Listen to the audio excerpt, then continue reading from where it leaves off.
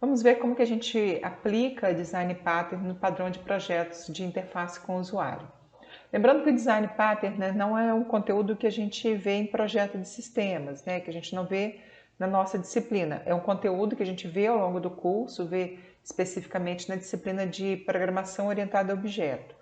Tá? Mas, conforme eu já disse outras vezes, a disciplina, essa parte de projeto de sistemas, ela está muito envolvida, muito interligada com outras disciplinas do curso, né? Com outras disciplinas de modo geral.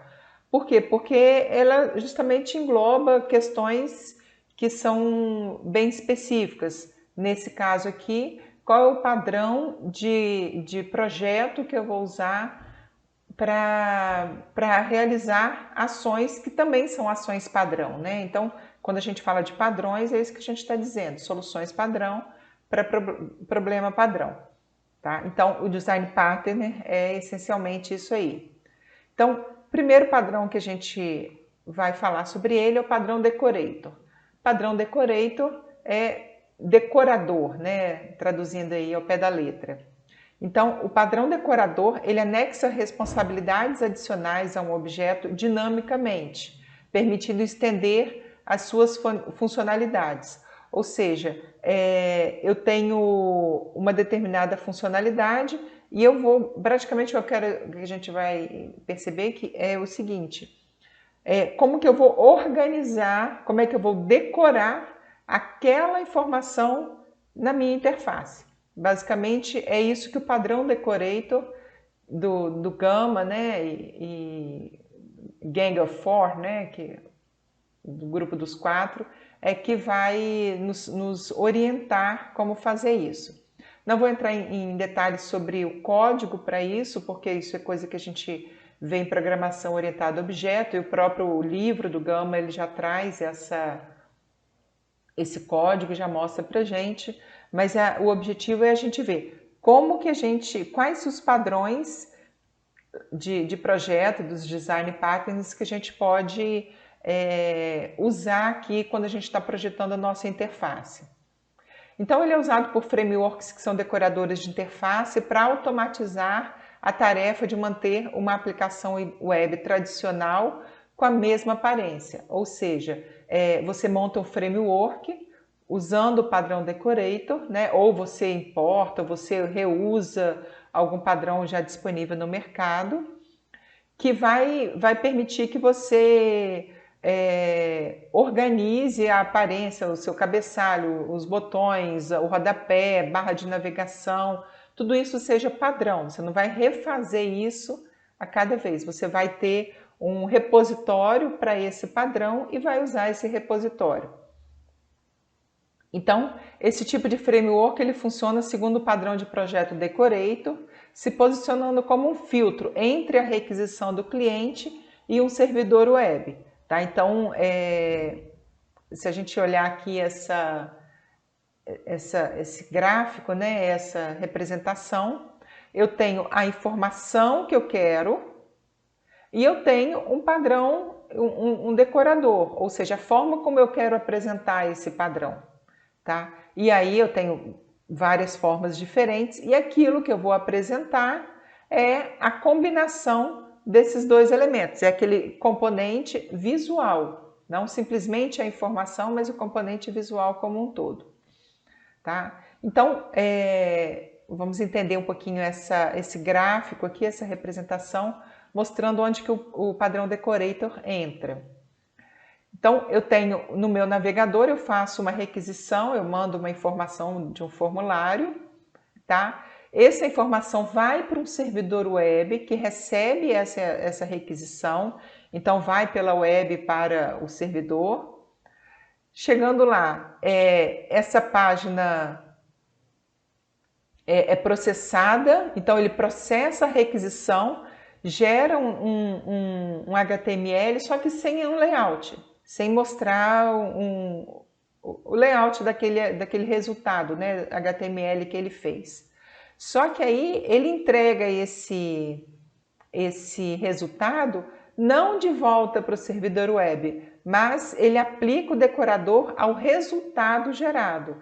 Então, ele tem uma camada aí, que é o decorador, que vai receber esse HTML gerado e aí vai apresentar, então, essa resposta, que é o resultado final, que é o padrão decorado. Então, veja bem, aqui no decorador eu disse como que é a estrutura da minha interface. Na hora que eu gero essa informação vem para essa estrutura e apresenta no meu resultado. Tá? É o que a gente usa, por exemplo, o HTML com CSS, né, usando alguns padrões aí de mercado. O padrão de projeto Observer, o observador, ele define uma dependência de um para muitos entre objetos, de modo que quando um objeto muda de um estado, todos os seus dependentes, então você tem um objeto e objetos dependentes dele, todos eles vão ser atualizados automaticamente, ou todos eles vão ser avisados, né, dessa atualização. Então, é uma boa opção para a gente separar os aspectos de apresentação dos respectivos dados da aplicação, tá? E vai permitir que a gente tenha múltiplas representações do mesmo dado. Então, por exemplo, um exemplo clássico para isso, a gente tem uma planilha de dados e com os dados estatísticos, esses mesmos dados estatísticos são apresentados, por exemplo, num gráfico também, né? Então, os mesmos dados apresentados na planilha e no gráfico, de forma que eles tenham o mesmo comportamento, ou seja, se eu alterar um dado numa planilha, aquele gráfico automaticamente vai ser alterado também. A gente vê isso em planilhas eletrônicas, né? Você tem uma planilha de dados, você alterou o valor de uma planilha, automaticamente o gráfico correspondente àquela planilha sofreu alteração, não precisa fazer nada. Por quê? Porque foi usado esse padrão de projeto que é o Observer. Na solução proposta pelo padrão observador, né, que é o Observer, a apresentação atua como um observador de domínio do problema. Sempre que o domínio de problema for alterado, sofrer alguma alteração, ele envia um evento, aí a apresentação atualiza aquela informação. Tá? Então, mantém essa consistência. Então, eu tenho os vários observadores de um determinado assunto, né, que vai remeter sempre a esses observadores a alteração que foi feita naquele elemento. Então, o exemplo que foi dado aqui, né, se eu tenho uma planilha de dados, esses dados são alterados, automaticamente os gráficos correspondentes também são alterados. Um exemplo comum também que a gente conhece, quando a gente fala, por exemplo, de aplicativo Uber ou algum outro aplicativo correspondente, né? Então, quando, por exemplo, eu peço um carro, chamo um carro, né? Aquilo vai para uma central que dispara aquelas informações para todos os carros observadores, né? Então, todos recebem aquela informação. Olha, tem um pedido de uma corrida feita por um usuário no local tal e você vai aceitar, sim ou não? E a partir do momento que alguém diz que aceita, também todos os outros recebem a informação, olha, aquilo ali já foi aceito por um dos motoristas e já está ok. Né? Então, essa informação é atualizada dinamicamente. Um outro padrão de projeto que a gente usa bastante, mesmo sem saber, é o padrão Command. Como que esse padrão Command funciona? Para que ele serve? Bom, ele encapsula uma requisição como se aquela requisição fosse um objeto. Na verdade, ele usa aquela requisição como um objeto e permite, então, parametrizar clientes com diferentes requisições, né? E então são objetos diferentes de uma mesma classe e consegue permitir então eu ter, por exemplo, uma lista, já que é um objeto. E aí, se eu tenho uma lista de comandos, eu consigo, por exemplo, empilhar essa lista e desfazer alguma operação. tá? Interfaces com o usuário, por exemplo, os objetos gráficos, por exemplo, botão e menu, quando eles são acionados, eles disparam requisições. Então você clica no botão e ele faz alguma operação, né? Ele dispara uma requisição do sistema, que vai executar alguma funcionalidade. Então você clicou no botão sair, ele vai sair. Você clicou no botão cadastrar cliente, ele vai abrir uma janela cadastrar cliente. Você clicou no botão salvar, ele vai salvar, enfim. Essas requisições não podem ser implementadas diretamente no objeto gráfico, né? Porque a gente sabe disso por causa do padrão Expert. Então, a requisição não vai ficar diretamente lá na minha interface gráfica. E aí, então, o padrão Command permite que os objetos gráficos façam requisições de objetos que não são especificados, tornando a requisição em si um objeto. Tá? Então, eu não vou implementar a requisição lá no botão confirmar. Tá? Eu vou fazer um chamado a um objeto que vai, então, executar aquele confirmar. Esse objeto pode ser armazenado e repassado para frente como um outro objeto qualquer. Bom, então, uma definição aqui, né, de como que isso acontece, um esquema, né? O cliente cria, então, veja bem, o cliente aqui instanciou um comando concreto, que é uma especialização do command que tenha o método executar. Então, quando ele cria esse command concreto, ele configura também o receptor que vai receber esse comando para que esse receptor consiga executar essa operação. E o comando concreto, ele vai ser responsável, então, por manter esse vínculo entre uma ação, né, que é esse método execute aqui, e um objeto da classe receptor. Então, esse execute aqui vai estar associado a essa ação, aqui. Assim, então esse chamador aqui vai invocar o método executar e o comando concreto vai realizar uma ou mais ações desse receptor aqui, conforme esteja aqui no receptor. Então, o papel do command, né, do comando, que pode ser uma interface ou uma classe abstrata, é o de disponibilizar uma interface comum a todas as classes concretas que implementam esse comando. Bom, parece abstrato demais, mas olha só como que isso funciona na prática. Primeira coisa,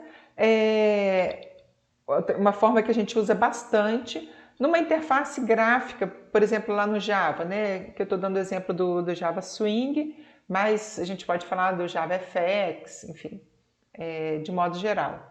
Então, quando você tem um botão, você tem uma action que vai ser disparada quando aquele botão for executado, quando aquele botão for clicado.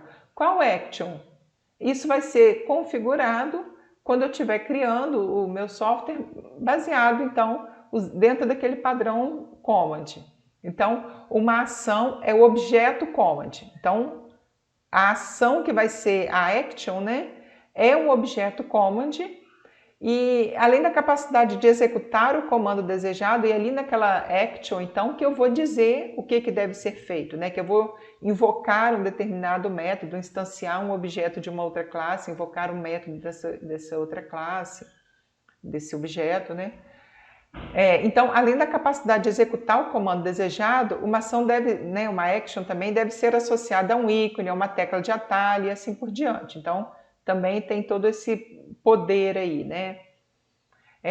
O botão da barra de ferramentas ou menu pode ser completamente inicializado usando apenas o objeto action associado àquele objeto, por exemplo, a esse botão aqui dentro da minha interface. Tá? Então, a gente usa esse padrão nesses casos sem nem saber. Quer ver um outro caso que a gente usa bastante sem nem saber? Gravação de macro. né? Se todas as ações são representadas pelos objetos command, então a ação que eu tenho na minha planilha eletrônica, né, que é o caso aqui, cada ação, na verdade, não é uma função, é um objeto command que que tem no meu sistema, né, que está configurado no meu sistema. Então, o programa pode gravar uma sequência de ações ou uma lista de objetos. E essa sequência de ações, ela simplesmente é mantida dentro de uma lista de objetos command, né, como eles são executados. Então, na sequência, como eles são executados. Então, uma macro, o que é, no final das contas? Uma lista de objetos command. Cada objeto command é uma ação que o meu sistema faz, que a minha planilha eletrônica faz. Então, se eu quero, por exemplo, formatar, depois salvar, depois imprimir, enfim, cada uma dessas ações que eu posso fazer são objetos command na minha planilha eletrônica. Criar uma macro é, então, criar uma lista desses objetos. Outro exemplo, quando a gente tem uma barra de progresso, né? Então, a barra de progresso, quando eu vou fazer várias ações no meu sistema, como é que eu posso estimar, né, o total daquele fluxo? Se cada uma daquelas ações, né, eu tenho então um programa que tem uma sequência de comandos que ele vai ter que ser executado naquela ordem. Se cada objeto de command tem um método getEstimateDuration, ou seja, de cada um desses objetos eu consigo estimar a duração, o conjunto de ações vai ter a duração do somatório dessa duração estimada. Tá? Então, a cada vez que uma dessas ações é executada, né, aquele tempo é decorrido, então a minha barra de progresso ela pode ser atualizada e pode ser continuada ali, né? Pode ser atualizada e apresentar uma informação nova. E por último, uma outra forma também que então a gente usa bastante, né? Voltando, se cada ação do meu software ele é representado por um objeto command, então toda vez que eu executo uma ação, eu pego esse objeto e coloco numa pilha.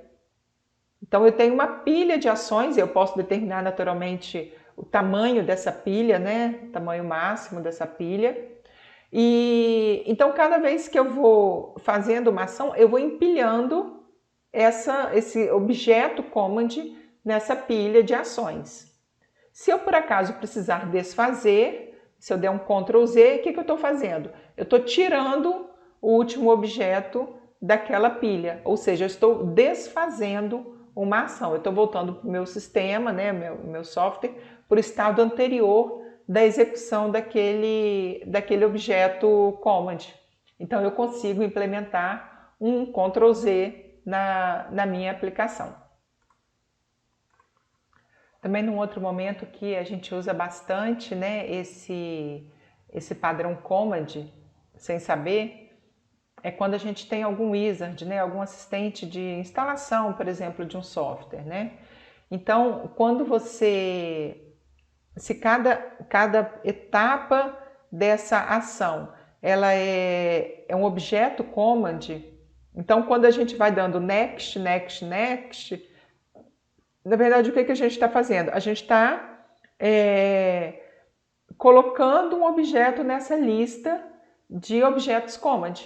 A gente está colocando um comando que será executado nessa lista de objetos command. Então, eu vou configurar o local, etc. E estou acionando aquilo, estou adicionando aquilo nessa fila.